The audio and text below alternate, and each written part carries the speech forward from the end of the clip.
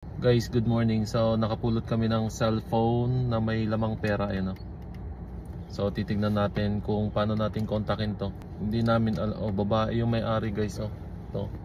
Babae yung may-ari. Tapos may pera siya. So kasama ko si Rex. Hindi namin alam kung paano to kontakin yung may-ari.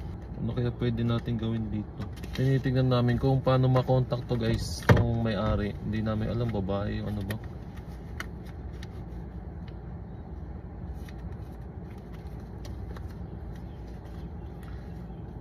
Papakalaman, hindi ko nga natandaan yung ano yung number nung yung ano nung. Hindi namin alam kung paano ano ito isa uli guys. So basag-basag na siya guys, oh. Basag na.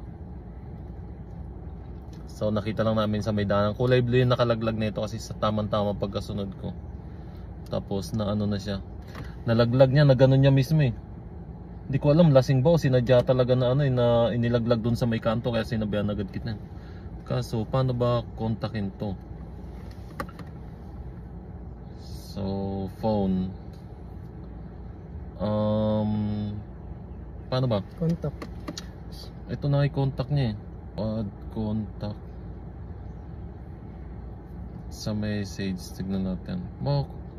Ay, i-dial mo nga yung ano, i-dial mo nga tong. Ay, kaso nga, paano natin tatawagan kasi ito yung cellphone niya. Message. Hindi, i-message mo nga. Ito. Message yun. Saan message yun? Ay yung Facebook niya, tingnan natin. So titingnan natin guys yung Facebook niya para makilala. So i-try mo nga ano natin dito.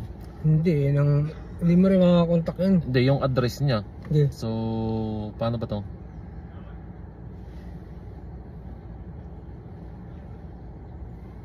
Sa friend, sa messenger, wait.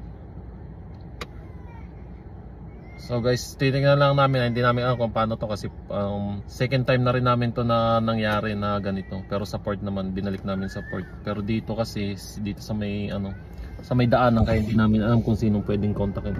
So try natin or ano, apelid niya. Hindi, tingnan mo yung profile niya, baka may address dun. So, wait lang guys ah. Shit. Isip ka lang. Ito yung profile niya eh. Profile. So hindi namin alam kung paano. First time namin to guys ha. Medyo kabado. Pero sasauli natin to guys. Kasi para at least diba kawawa naman may-ari ng cellphone kung hindi natin may sauli to. Baka hinahanap niya. Wait lang guys ha. Hinahanap namin ni Rex yung mismong ano. Yung kung meron siyang address dito kung saan. Para mapuntahan namin mismo yung bahay niya kung saan ba siya. Wala eh.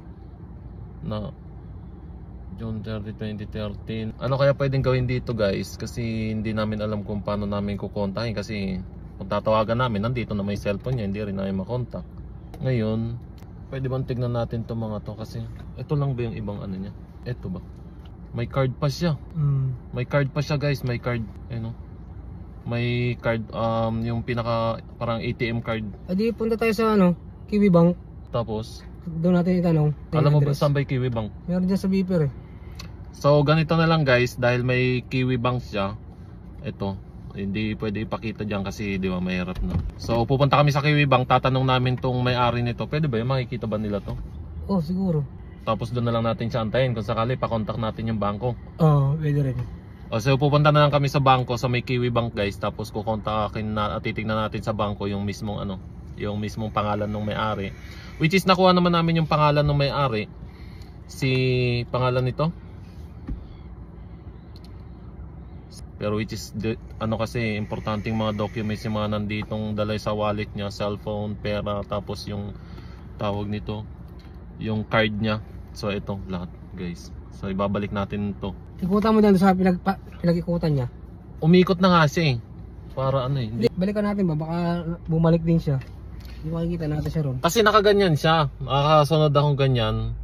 Itong driver, pasahero siya eh. Nakapagsaktong pagliko nung ano, nung kotse, doon sa may kanto pagdaan natin, ginanon niya. Hindi ko alam kung nabitawan niya o nakatulog siya o kaya sabi ko, sinabihan agad kita, wallet yun. So nakita namin guys na yun nga. Pero try namin pumunta sa ano ngayon, sa Kiwi Bank. Alam may Kiwi Bank doon. Alam ko meron dyan. Balikan mo natin yung pinagdaanan natin kanina. Baka nandun din siya naghihintay. O diba? Kasi pwede rin naman. Pero sige guys, mamaya. Basta update namin kayo pag sauli namin tong wallet, cellphone. Ayun, siyempre. Ayan, nakita namin dalawa kami ni Rex. So, sinusundan kasi namin yung kotse. Tapos nakita ko agad na gano'n, nalaglag nga yung wallet. Yung pala may cellphone na siya. So, mamaya update namin kayo guys pag nandun na kami sa Kiwi Bank para matawagan natin yung may-ari. Kasi baka naghahanap, kawawa naman eh. Mamaya ulit guys. So guys, nakita na namin yung may-ari ng bahay. Ay, may-ari ng phone. Yan. So, dito lang pala siya malapit. What happened was, I must have had that on my roof of my car. Ah, okay, that's why I thought you just accidentally dropped on your window, so yeah. I worried because we have a bank account. Oh yeah, you have a bank account, something like other important details about your phone and something like that. Thank you very much, ma'am. Yeah, thank you. Oh, thank you very much, ma'am. Yeah, thank you very much. Thank you. No worries. Yeah. Have a good time. You too, ma'am. Thank you. Bye-bye. So, ayan guys, nabalik na natin yung yung phone, tapos yung card. So, ito yung bahay nila. Ayan. Yung babae na lang yung kumuha ng phone o tumanggap sa amin. Tapos, yan.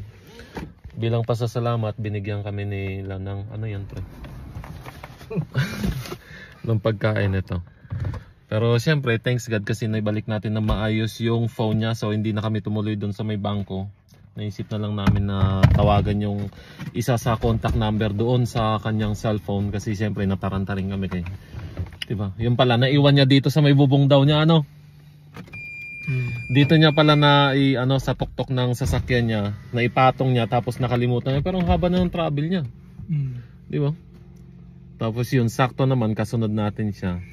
Sakto nung pagliko niya doon sa may kanto, nalaglag yung, niya, yung cellphone niya. Akala ko na talagang nabitawan niya na sadya. Yun lang guys, so thanks God. Nabalik na natin, pero at least gusto lang namin i-update sa kayo na yung niya, yung cellphone, wallet, card, pera, okay na. So yun lang guys, maraming salamat. Peace. Rex. Bye.